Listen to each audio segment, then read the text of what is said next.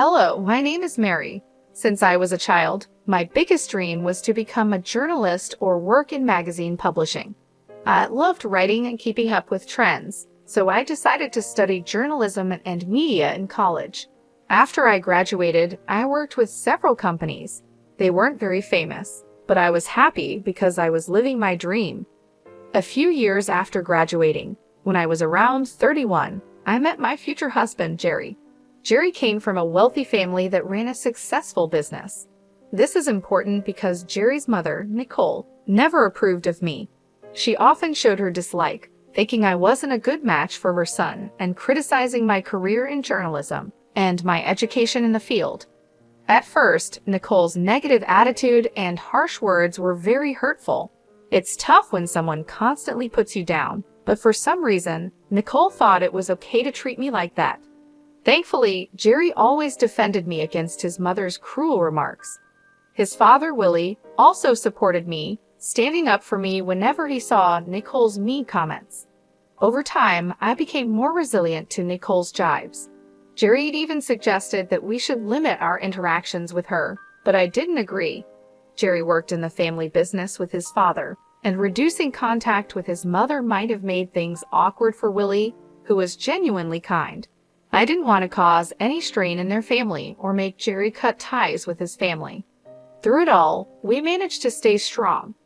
I learned the importance of patience and resilience, knowing that keeping family relationships often means dealing with tough emotions and situations. Handling Nicole became a regular part of my life because we only saw each other a couple of times a month. However, things changed a lot when her husband, Willie, had to travel overseas for work. Nicole didn't want to stay alone, so she moved in with Jerry and me until Willie came back. I had doubts about this arrangement, but believed family should come first. Living with Nicole was hard. She always found something wrong with what I did and constantly criticized me.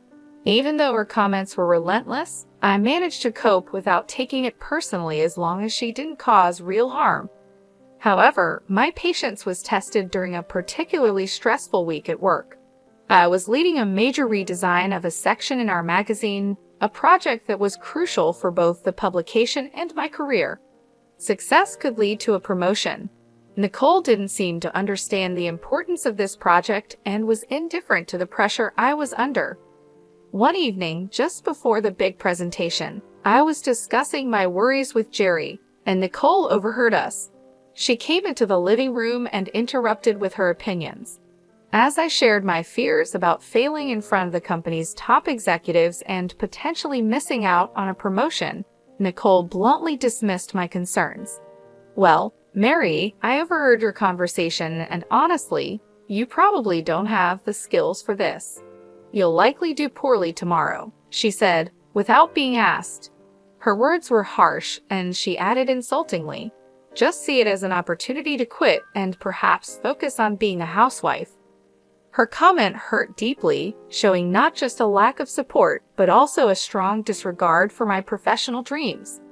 This confrontation highlighted how hard it was to live with Nicole and tested my commitment to keeping peace in the family despite our differences.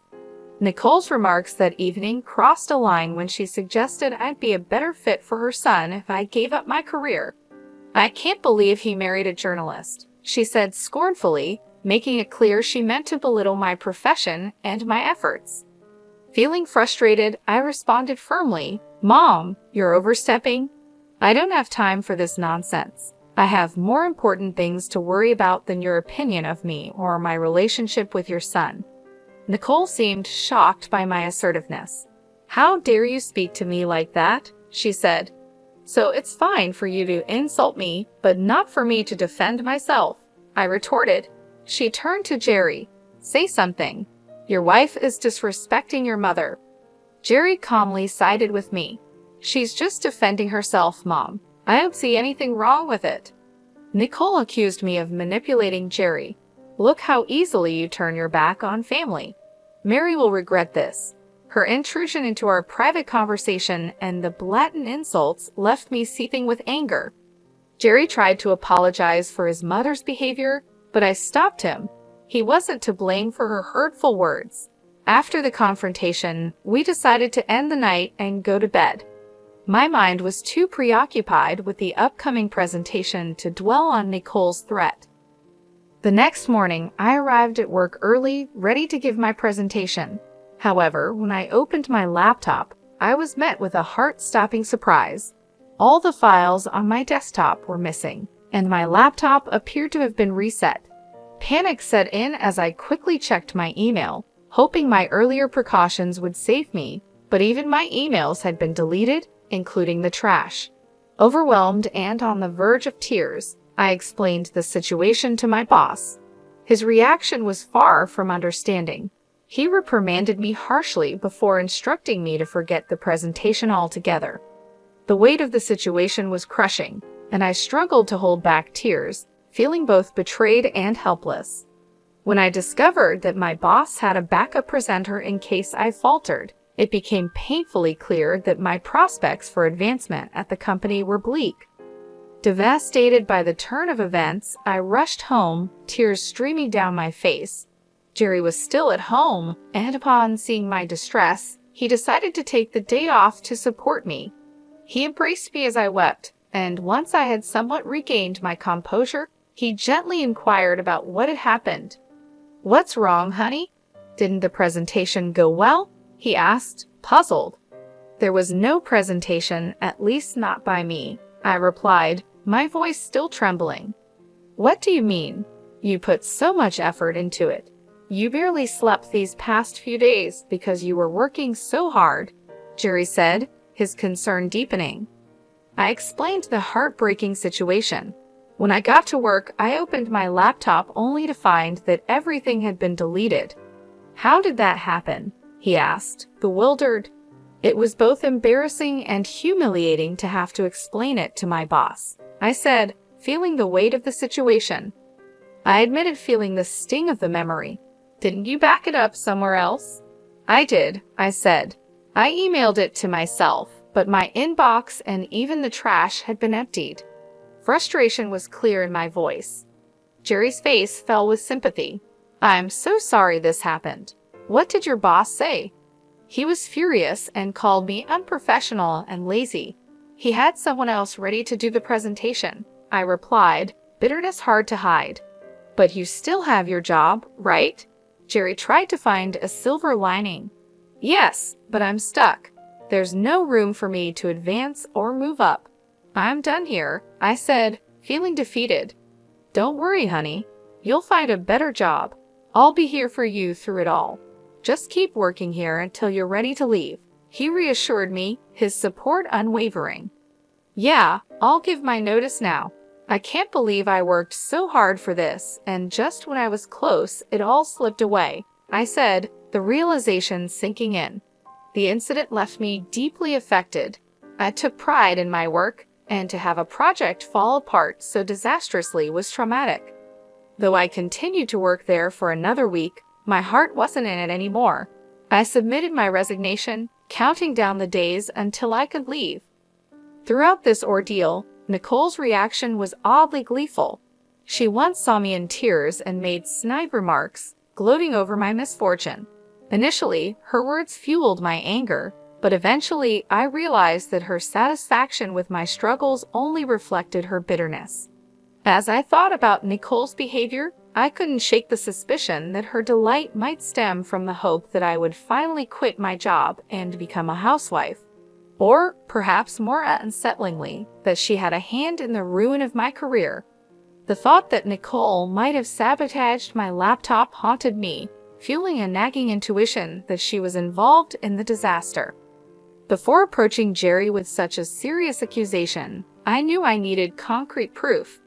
Determined to catch Nicole if she was indeed sabotaging me, I devised a plan to monitor her actions discreetly. I purchased a hidden camera designed to look like a smoke detector and installed it on the office ceiling. I sensed the device with my phone, setting everything in place to capture any misdeed.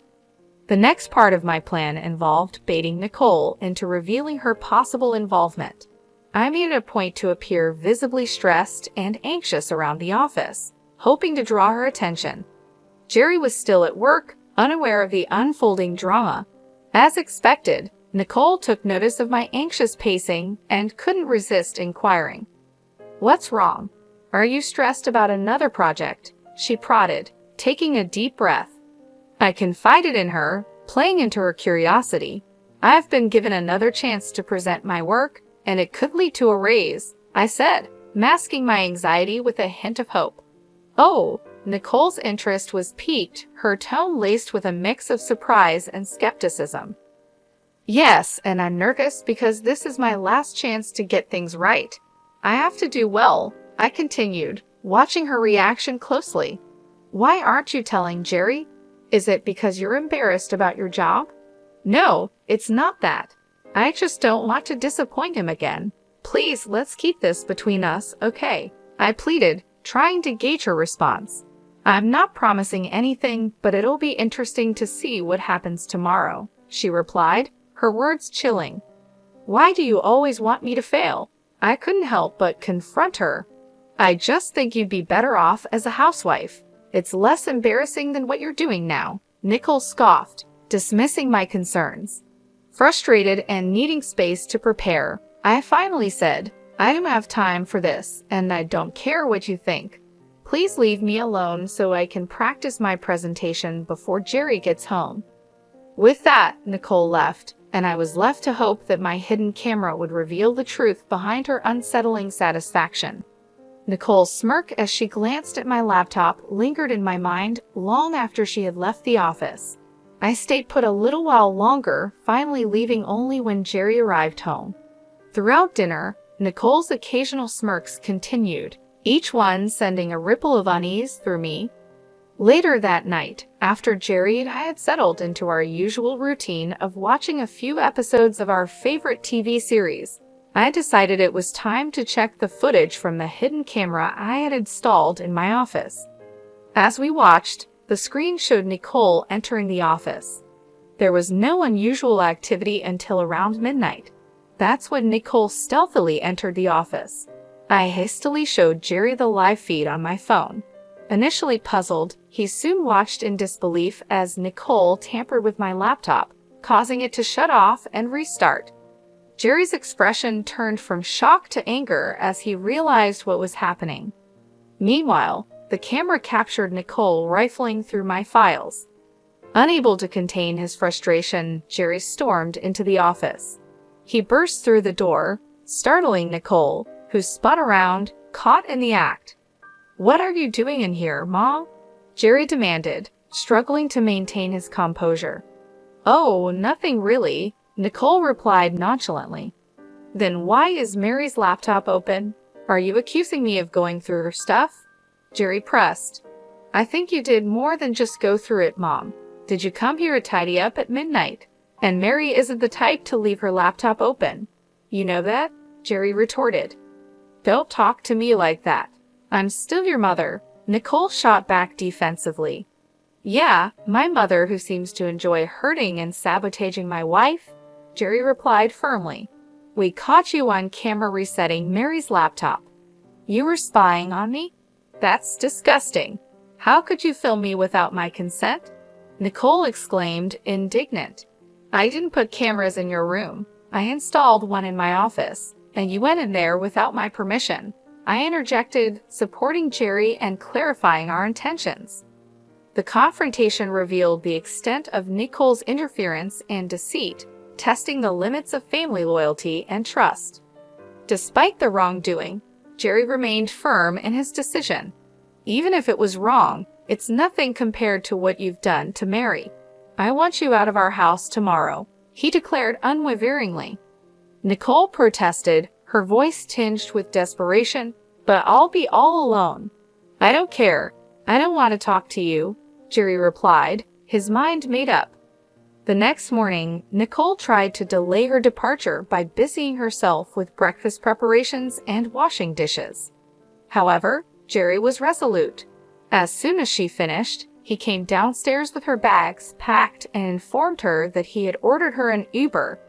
Nicole pleaded tearfully to let her stay, showing rare vulnerability, but Jerry remained indifferent and retreated to our room. Left alone with me, Nicole lashed out, accusing me of setting her up. I responded calmly yet firmly. If anyone should be yelling, it's me. You're lucky I haven't shared the footage with your friends and family. If they knew what you did, you'd lose them all. My words silenced her. After Nicole's departure, I felt a profound sense of relief. Though still troubled by my job situation, I was confident in my ability to recover and excel. Jerry supported me wholeheartedly through it all. Once my notice period was over, I took some time off to rest and plan my next steps. I enrolled in courses related to different parts of my field, focusing on a niche that could propel me further. I decided not to expose Nicole because I wanted to rise above her negativity and prove my capabilities on my terms. With Jerry's connections, a benefit of his family's wealth, I secured several promising recommendations. His unwavering support, coupled with my experience, eventually led me to a breakthrough. I was appointed as the chief editor at a globally recognized magazine. The work was challenging but fulfilling. During this time, the goal of proving myself to Nicole faded into the background. In fact, during those transformative months, we had no contact with her at all. My journey to becoming chief editor not only marked a professional triumph, but also a personal liberation from the need to validate my worth to someone who had doubted me. Jerry continued to maintain a professional relationship with his father, Willie, as they worked together, but we heard very little from or about Nicole. Willie hinted that Nicole still harbored some resentment, though he remained tight-lipped about the specifics. Despite this, I was relieved that Nicole seemed to take my warning to heart. However, I knew a confrontation was inevitable, especially when I learned that both Nicole and Willie were invited to a significant company event I was attending. The party was a grand affair, attracting numerous prominent figures. Jerry and I made sure to look our best, aware that we were now both influential figures in our own rights. Upon our arrival, Willie and Nicole noticed us and waved us over. We approached, exchanging greetings. Nicole gave me a critical once-over and smirked. "Look at you, trying to fit in," she sneered. "Ignore her, Mary. You look lovely as always," Willie interjected kindly. "Thanks, Willie. How have you been?" I asked, trying to steer the conversation away from Nicole's snide remarks. "Yeah, how's unemployment treating you?" Nicole cut in, her tone sharp. "Wait, you're unemployed?" Willie asked, genuinely surprised. "Oh yeah, she messed up at her job, and they let her go.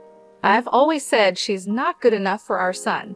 Look at her, she can't even keep a job," Nicole mocked with a malicious grin. "That's enough, Mom," Jerry intervened sternly. "Stop siding with her. It's bad enough having to see her everywhere. We wouldn't have to if you just left her," Nicole spat. Jerry shook his head, his patience worn thin. "We're done here," he said, taking my hand and leading me away from the confrontation. As we walked away, I felt a mix of emotions but also a sense of relief. Jerry's support meant the world to me, and together, we faced the challenges with strength and unity. Nicole insisted stubbornly. "Okay, that's enough. Either you stop talking or I'm leaving," Jerry warned, his patience thinning. "But Mary, sweetie, if you need a job, let me know. It would be great to work with you," Willie offered sincerely. "That's kind of you, Willie, but I can't accept the offer," I replied, appreciating his gesture but choosing to decline. "Of course not. I told you she's lazy and incompetent," Nicole muttered under her breath. Just then, my name was called out, and the room erupted in cheers.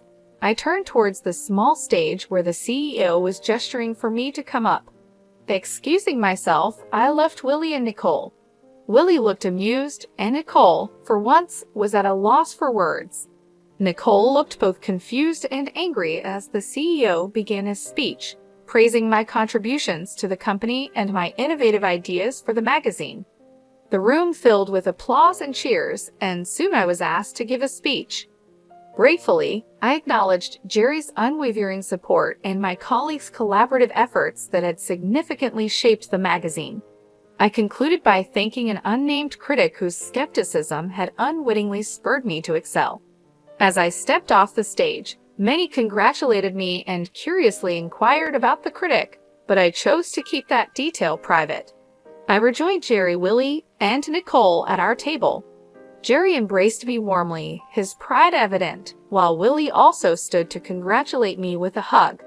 Nicole, on the other hand, could only offer a cold glare. "Oh, Mary, this is incredible. I can see why you wouldn't want to work with us," Willie remarked with genuine admiration. "Thanks, Willie. Although I'll admit, if you'd offered me the job about 9 months ago, I might have taken it," I responded, reflecting on the past. "You should have. At least then you'd be paid more," Nicole retorted sharply, her tone dripping with sarcasm. "Paid more? I could never put a price on this," Willie quickly replied, defending the intangible rewards of my current role. "Right, she's not worth all that money," Nicole scoffed dismissively. "No, I mean, I couldn't match what she's earning right now," Willie corrected, hinting at my substantial earnings. "What do you mean?" Nicole asked, her confusion apparent. "Do you want me to tell her, Mary? It might come off as boasting," Willie offered. "Sure, go ahead," I said, smiling. "Nicole, Mary's salary as chief editor is well above what we could have offered. She's making more than enough and doing a fantastic job," Willie explained. Nicole's eyes widened in shock. "Oh, I see," she mumbled, her tone subdued. I smiled, feeling a sense of vindication. My hard work and determination had paid off, and now even Nicole couldn't deny it. "Say it, Willie," I offered, looking at him for permission. "Mary makes at least 5 times more than I do in her current position," Willie revealed, causing Nicole's eyes to widen.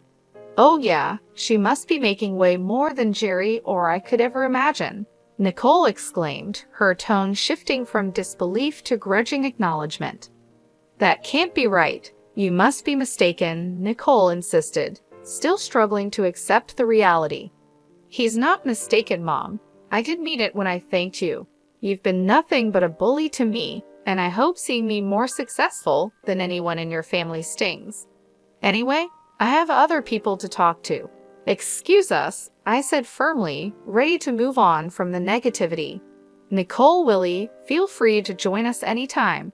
Goodbye," I concluded as Jerry and I left the table, leaving a stunned Nicole behind. Willie chuckled and raised his drink to me as Jerry and I walked away, a gesture of solidarity and celebration.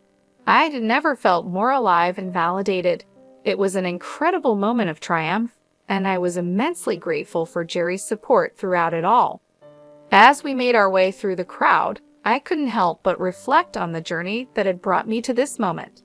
The challenges, the setbacks, and the doubts had all led to this point of success. I felt a renewed sense of purpose and confidence, knowing that I had proven myself not only to Nicole, but to everyone who had ever doubted me. Jerry and I found a quieter corner of the venue where we could enjoy the rest of the evening. He looked at me with pride in his eyes and said, "I'm so proud of you, Mary. You've worked so hard and deserve all the success you've achieved." "Thank you, Jerry. I couldn't have done it without your support. You've always believed in me, even when I doubted myself," I replied, feeling a wave of gratitude. We spent the rest of the evening mingling with colleagues and friends, celebrating my achievements.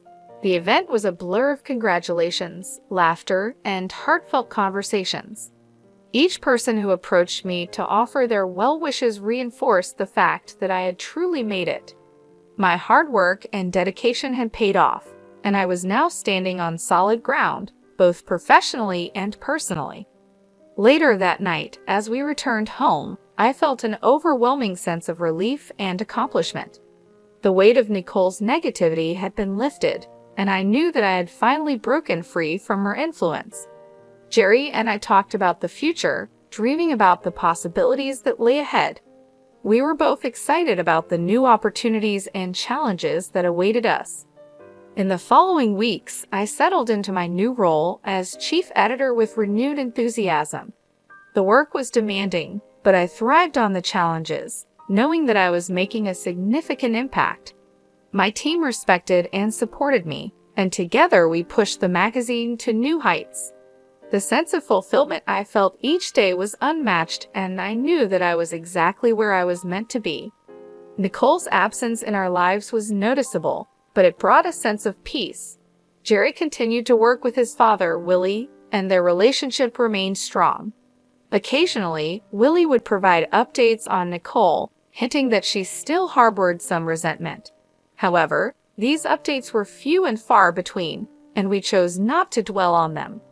One evening, as Jerry and I sat on our porch, enjoying the quiet moments of the day, he turned to me and said, "You know, Mary, I'm glad we stood up to Nicole. It wasn't easy, but it was necessary. You've shown incredible strength and Nicole through it all." "I couldn't agree more," I replied, smiling. "We've come a long way, and I wouldn't change a thing. Our journey has made us stronger and more resilient." As the sun set, casting a warm glow over our home, I felt a deep sense of contentment. The road ahead was still uncertain, but I knew that with Jerry by my side, we could face anything. We had weathered the storm, and now we were ready